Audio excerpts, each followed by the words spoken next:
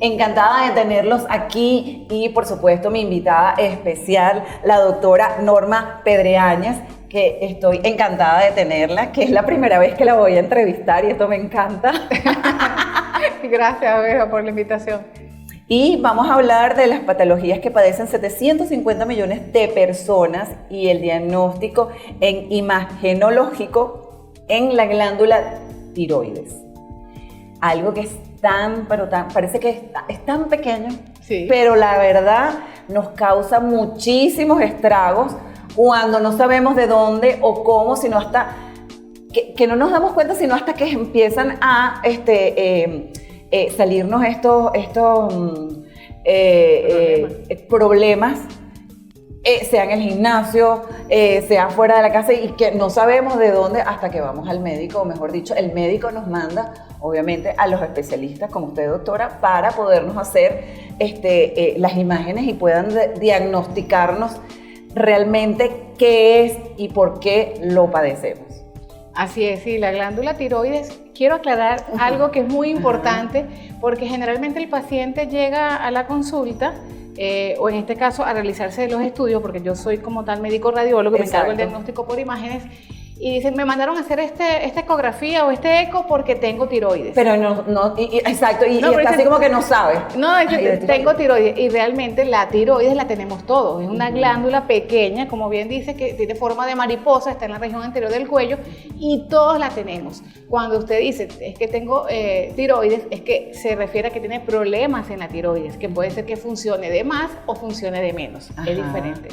Y eso es importantísimo aclararlo, doctora, y vamos a hablar cuáles son las, mejor dicho, cómo llega al llegar al paciente allá y ellos mismos diagnostican, no, es que tengo problemas en la tiroides, pero realmente hay muchos factores. ¿Cuáles son los factores realmente que llegan a determinar que un paciente tiene problemas de tiroides?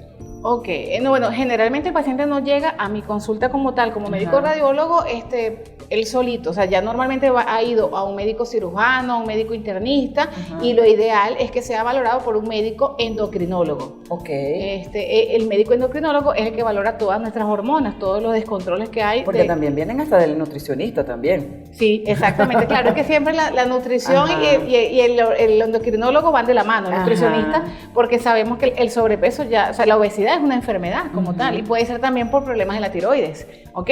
Entonces, diabetes también, etcétera. Entonces, el paciente ya a la consulta para realizarse el diagnóstico por imágenes, normalmente ya ha ido a su médico tratante como tal, que le indica el estudio. Puede ser que el paciente haya tenido, por ejemplo, un sobrepeso que a pesar del tratamiento adecuado, de la nutrición adecuada, ejercicios, etcétera, sea difícil de perder peso, o bien puede tener, por ejemplo, la piel muy reseca, caída del cabello. En el caso de hipotiroidismo, cuando funciona de menos, la piel seca, el sobrepeso, caída del cabello son síntomas muy frecuentes, incluso los calambres. La persona dice, tengo muchas calambres, y eso es así porque está funcionando de menos la tiroides. Y generalmente también la parte de los calambres y todo eso, las primeras personas dicen, tengo problemas de circulación. Así es, y no, normalmente no es por problemas de circulación, o incluso un atleta, ¿okay? Y no por salirme del pero un atleta, si va a hacer ejercicio deshidratado, es más frecuente que le den calambres. Pero estoy hablando, por ejemplo, del paciente hipotiroideo, que puede tener calambres como signo de esta función alterada de la tiroides, y eso son súper frecuentes. Te lo digo no nada más como médico, sino que yo soy paciente con hipotiroidismo ya en tratamiento, y puede ser así. Y cuando funciona de más, también tenemos pacientes que de repente dicen, bueno, mira, a pesar de todo lo que como y todo, no engordan porque tienen un metabolismo acelerado. Pueden presentar taquicardia, o sea que la frecuencia cardíaca aumenta, palpitaciones. Entonces, primero con la tensión o cosas así también lo asocia, porque la gente se automedica y se auto... Sí, claro, ¿no? De hecho, una disminución de la frecuencia cardíaca puede ser, o una alteración de la frecuencia cardíaca, ya sea para menos o más, puede ser un signo. Entonces es sumamente importante que primero el médico tratante, como bien te digo,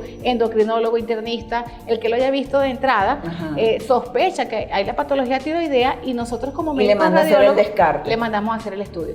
Siempre lo ideal, o sea, siempre lo primero es valorar clínicamente el paciente. El interrogatorio a veces da el 70% de la posibilidad diagnóstica. Pero eso también porque el paciente, hay muchos pacientes que no hablan completo y por supuesto casi que ustedes son los mágicos tratando de... Claro, uno va preguntando... va descartando para poder llegar al... Exactamente, y también es sumamente importante saber que hay hallazgos que podemos realizar, por ejemplo, que podemos evaluar, por ejemplo, o encontrar en el ecograma tiroideo, y no necesariamente el paciente por tener, por ejemplo, un quiste simple en la glándula tiroides no quiere decir que la glándula está funcionando mal.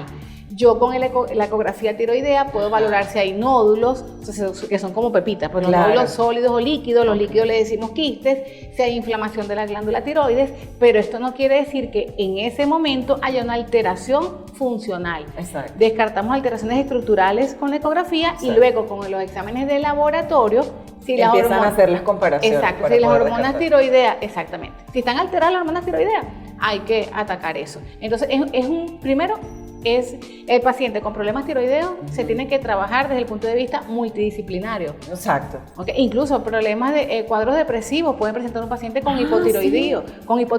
Y si a esto se suma que de repente tiene un sobrepeso que no ha podido controlar solo porque se frustra, entonces es muy, muy, muy importante que el endocrinólogo es como el director de la orquesta. Wow, claro, porque el papel que juegan ustedes estando descartando y las imágenes que les pueda presentar, más el cuadro que viene con el doctor y todo lo que implica el paciente como tal, todo lo que pueda presentar, toda la información que él pueda, obviamente, decirle a los médicos es bastante importante para que ustedes puedan dar un diagnóstico un poco más concreto. Sí, es como yo digo, eso, o sea, todos son piezas del rompecabezas, sumamente las piezas principales es un buen interrogatorio para llegar a una probabilidad diagnóstica y en base a eso enfocar los otros estudios que van a confirmar o a descartar estas patologías. También puede ser de carácter agudo. Hay pacientes que un virus te puede dar una inflamación aguda de la glándula tiroides y hacer incluso zonas de tiroiditis. O sea, lo que significa el sufijo itis, sabemos que es inflamación.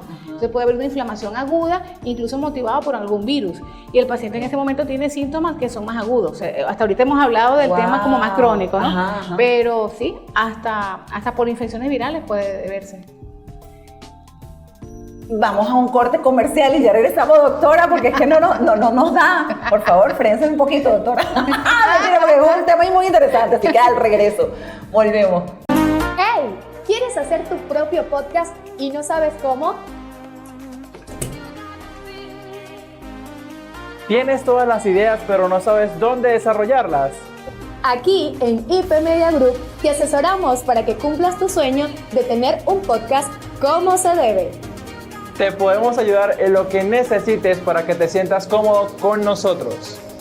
¡Epa! Y sobre todo, un buen ambiente. Al aire. Pero mira, si quieres saber sobre todo esto y más, síguenos a través de IP-Media Group Oficial y en la www.ipmediagroup.net.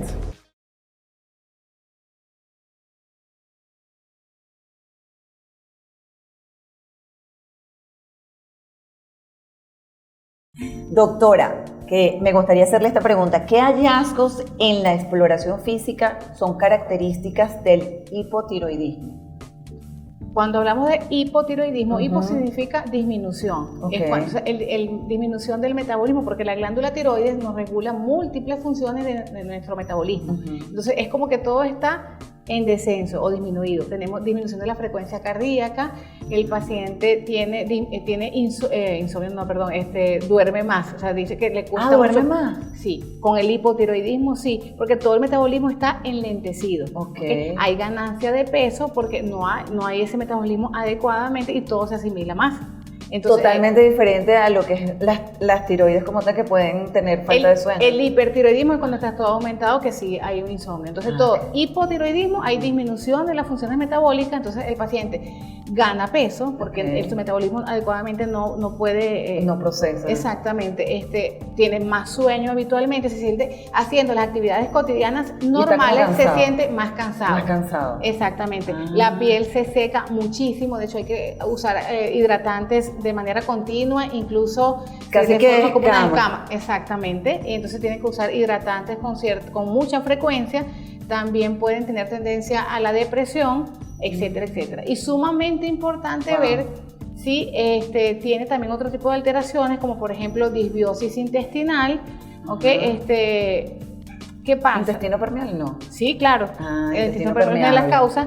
¿Qué pasa? Incluso la intolerancia al gluten está relacionada. Importante. Sí. De hecho, a veces el problema de la tiroides te abre un abanico de muchísimas otras patologías que puede tener, porque la causa pudiera ser de base una intolerancia al gluten, por ejemplo. El paciente, la intolerancia y la alergia es otra cosa, y eso da para un programa aparte. Exacto. Pero si hay, para hablar en general, Anotado. un problema con el gluten, hay que tomarlo en cuenta, porque de repente el paciente va para una ecografía tiroidea, pero te comenta que ya ha ido a 6 gastroenterólogos, por ejemplo, tiene un problema de enfermedad inflamatoria. Y no le da el fallo. Y entonces también es sumamente importante eso, que además de que es muy florido el cuadro clínico, como te digo, el paciente puede tener pérdida del cabello, y puede ser el único signo cardinal, una pérdida del cabello impresionante, que eso no se va a quitar, señores, con usar un champú para que caiga el cabello, porque el problema es hormonal. Exacto. Y desde allí se puede diagnosticar un abanico. Sí, exactamente. Sumamente importante saber frecuentes caídas, los calambres, como lo comenté en el corte anterior, los calambres sin ningún motivo. El paciente ni siquiera está haciendo ejercicio y tiene calambres, digamos que comienzan de manera... Y lo primero que dicen, que lo dijo la verdad, doctora, pero que es importante, que lo primero que dicen cuando tienen un calambre o algo así es: tengo mala circulación. Exactamente. Pero no se van más allá. Sí, claro, los calambres pudieran ser un signo también de que hay un problema en la circulación, pero fíjense que puede ser un signo del hipotiroidismo, y son de los signos también son súper frecuentes. Sobrepeso, caída del cabello, para retomar, el paciente está más cansado haciendo lo habitual, ¿okay? Y los calambres también son súper frecuentes, y la piel seca. O sea que realmente, en conclusión, visiten a un médico, no googleen. Exacto, doctora, no googleen. ¿Y por qué será? Usted no me mire, porque yo no la googleo, doctora. No googleen, porque si usted lo googleé. caída del cabello, champú anticaída, no, eso no. No. Pero sí, la verdad que tiene mucha razón, porque la mayoría, yo creo que hasta uno mismo hace eso. Me está cayendo el cabello, tengo que hacer algo para que no se me caiga la cebolla. La cebolla en el champú. Doctora, ¿cómo leer una ecografía de tiroides? ¿Cómo la leen ustedes? O sea, ¿cómo en imanología, en las imágenes al paciente? Claro. Sí, bueno, es sumamente importante saber que los médicos radiólogos somos médicos especialistas que nos encargamos de realizar adecuadamente este tipo de estudios. Y ahí podemos ver si hay lesiones. Primero que nada, nosotros decimos, está bien la glándula, tiene buen tamaño. Ya con que esté aumentada, puede hablar de una inflamación difusa, por ejemplo, o que está aumentada de volumen, se llama bocio, y ya eso de por sí abre otro abanico de patologías. Por ejemplo, si tiene lesiones que puedan ser susceptibles a tomarse una biopsia, como un nódulo sólido que tenga alto grado de sospecha, y cuando hablamos de sospecha es que, digamos que esta nódulito o esta pepita en la tiroides pueda ser un cáncer. Vamos a estar claros, porque el cáncer de tiroides es sumamente importante también. Entonces nosotros hacemos el estudio, y es muy importante decir que es operador dependiente. Dependiendo de cómo yo mueva mi mano y mi muñeca, tomo la fotico. Tú puedes tener 6 fotos, pero eso no refleja absolutamente todo lo que yo vi. Por eso es que lo leemos nosotros como médicos radiólogos, hacemos un reporte, y solamente con las imágenes generalmente uno toma lo representativo que queremos mostrarle al médico tratante. Señores, es sumamente importante que ese estudio no lo va a leer usted como paciente, usted lo va a evaluar, pero eso es una interacción de médico a médico, porque usted lee ese montón de cosas y se puede asustar. Y no todo lo que nosotros describimos como médicos radiólogos, usted se tiene que tratar. Su endocrinólogo es el que le va a dar valor clínico a eso. ¿Okay? Sí, es una retroalimentación, y obviamente es una cadena entre los médicos hasta que llegue al paciente, y el paciente obviamente pueda quedar como más tranquilo con toda la información, pero no uno solo, sino obviamente pues todos los médicos. Y que hay muchos hallazgos, muchísimos hallazgos con los cuales no se tiene que hacer nada. O sea, hay quistecitos simples que son como unas bolsitas pequeñas de líquido y son muy frecuentes en la tiroides, generalmente se llaman, o le decimos incidentalomas o hallazgos incidentales. Salió allí, pero el paciente de repente ni siquiera acudió por eso, ¿me explico? Sí. Entonces, por eso es que la combinación de la clínica, el laboratorio también es sumamente importante, es lo que va a, no solamente la lectura del eco, ¿okay? Sino todo en conjunto se arma el rompecabezas. Pero es importante la labor de ustedes para ir descartando lo que tenga el paciente. Y me gustaría que diera algunas recomendaciones, tanto para los pacientes como también, o sea, ¿cuáles serían las recomendaciones para los pacientes en cuanto a la parte de salud para evitar estos cuadros, por lo menos las tiroides? Bueno, dependiendo de lo que le esté causando el problema de tiroides. Si ya, o sea, por ejemplo, se sabe de base que tiene una intolerancia al gluten, como te comenté, que está relacionada que puede estar relacionada a la patología tiroidea, pues debe evitarlo. O si se sabe que de repente hay un déficit de consumo de yodo, porque nosotros no producimos yodo, hay que consumir un poco más de sal yodada y de los alimentos que contenga. Entonces, primero que nada, ir al médico tratante, saber la causa de su problema, porque no todos los problemas de la tiroides se tratan igual.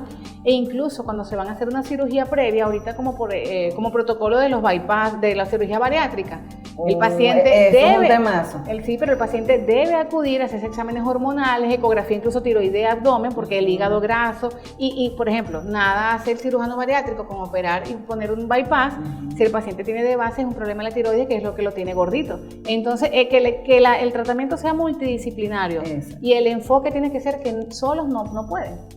¿No? Y que pueden llevar a otras consecuencias. Así es. Si no tienen conciencia de lo que van a hacer, porque hay médicos de médicos.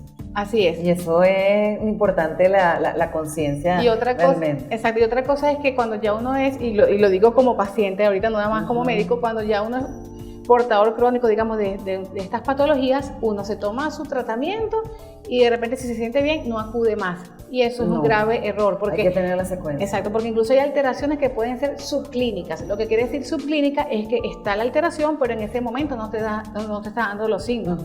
Entonces, de igual manera, chequearte por lo menos cada 6 meses, una vez al año, con tu endocrinólogo. Ya escucharon, señores.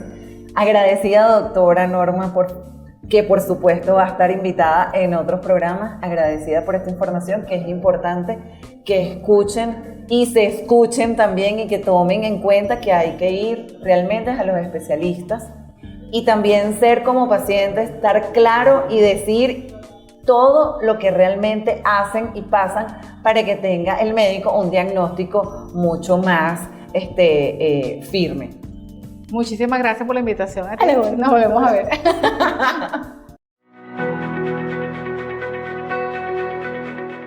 Conversando aquí de salud y belleza. Ay, mana, porque entre el sol y las manchas tú me dirás. Mira, hablando de manchas, tengo un producto maravilloso para la hiperpigmentación de la piel. Mira, aquí lo tengo. Se llama Serum. ¿Qué? No puede ser. Sí, lo distribuye Innoaesthetic Venezuela. Wow. ¿Y tú sabrás cuáles son los beneficios? Claro que lo sé. Te da un efecto aclarante en la piel, tiene un bloqueo que va directamente al lugar donde tú lo necesitas. O sea, a la mancha. Claro, totalmente. Además, te brinda una producción de colágeno y de elasticidad en la piel mundial. Y aparte de todo, te revierte el envejecimiento de la piel. Me atrapaste.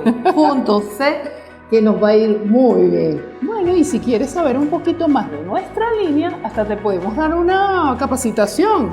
Así que si tú tienes el talento, nosotros tenemos el producto.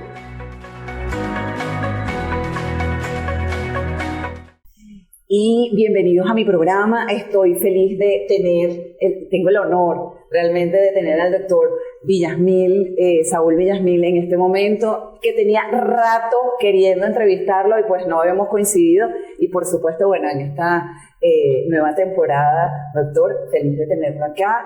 El doctor Villasmil es bioanalista, biólogo molecular y jefe de laboratorio de Vivemol.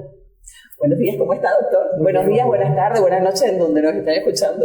Bueno, bastante bien y súper feliz de estar nuevamente aquí contigo, de compartir y de que podamos coincidir en algo tan bonito como lo que vamos a conversar hoy. Sí, vamos a conversar sobre lo que es el estilo de vida, realmente la salud y qué tiene que ver el ejercicio, qué tanto debe influir en nosotros. Realmente deberíamos hacer como hacernos el skincare todos los días. Sí, así es. Fíjate que si hay algo que me llamó la atención siempre ha sido particularmente que en las entrevistas, cuando hablamos de cualquier otra patología, usualmente al final nos dicen qué recomendaciones hacer. Y dentro de esas recomendaciones yo creo que todos mandamos de alguna u otra manera a hacer ejercicio. Y me llamó la atención de que uno dice, vamos a hacer ejercicio, tienen que hacer ejercicio, pero realmente, ¿qué es lo que trae de beneficio el ejercicio? Entonces, bueno, me puse a revisar y efectivamente pude comprender que no es solamente mandar a hacer ejercicio, es saber por qué se manda a hacer ejercicio. Entonces, por ejemplo, concientizarnos. Exacto, porque va a depender en muchas ocasiones no solamente de hacer un ejercicio por hacerlo. Caminar es un muy buen ejercicio. Se le manda a todas las personas y ojalá que todos podamos de alguna manera caminar mínimo diario por lo menos 30 minutos. Como mínimo. Yo diría 2 horas. Eso va a depender, por eso, ¿ves? Entonces va a depender mucho de la edad, de tu tiempo, de lo que haces de día a día, porque hay trabajos que ameritan estar sentados durante 8 o 10 horas, entonces caminar o hacer otro tipo de ejercicio, bueno, ya va a depender con quién vayas, quién va a ser tu entrenador, quién va a ser tu nutricionista, que es algo muy importante, que también hablaremos de eso seguramente. Sí. Pero fíjate, entonces, cuando me pongo a buscar, decir simplemente hacer ejercicio no es lo válido.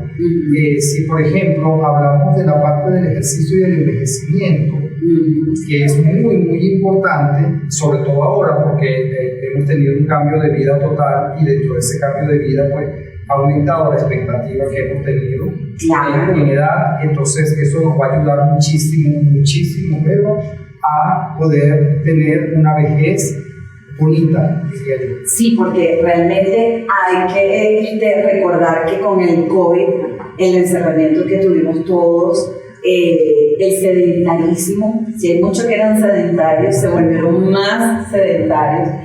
Y la verdad que eso también influyó a mucho las redes sociales para poder tratar muchas personas de buscar la manera de ejercitarse dentro de esas 4 paredes que todos estábamos y que muchos todavía les ha costado, porque realmente nos costó, bueno, a mí me costó bastante salir, porque ni el perro salía. Sí, es verdad. Bueno, yo de hecho les digo, o sea, si hay algo que tiene de bonito las redes sociales es que sabiéndolas utilizar van a ser una muy buena herramienta, como la inteligencia artificial, si hablamos hoy en día de eso. Hay que tomarla a favor. A favor, exactamente, y entonces considero que sí, por lo menos yo me puse a hacer yoga en la casa, a mí me gusta hacer yoga, generalmente hago yoga, y entonces lo hice y aproveché clases que habían gratis allí y ya teníamos mis horas dispuestas para eso, ¿okay? Entonces yo considero que sí,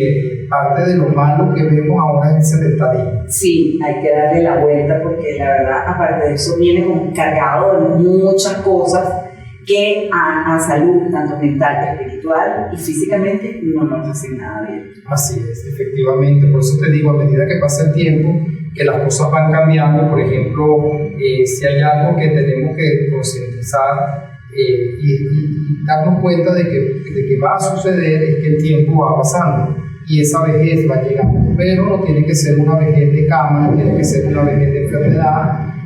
Ya yo creo que esa época de los abuelitos o las abuelitas solamente tejiendo, que también está bien porque eso.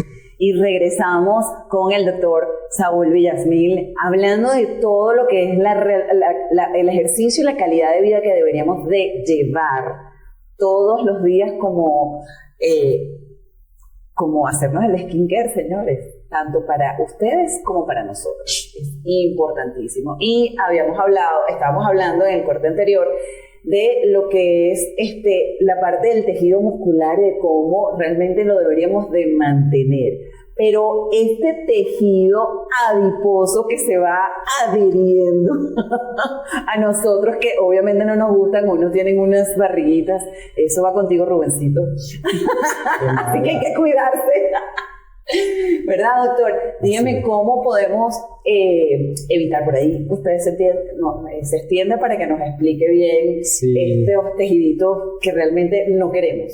Sí, bueno, fíjate, el tejido adiposo, hoy en día llamado órgano adiposo, ha sido de gran relevancia porque efectivamente allí se había tomado siempre como que el tejido adiposo simplemente era para guardar algún tipo de grasas que después se van a ser utilizadas como energía.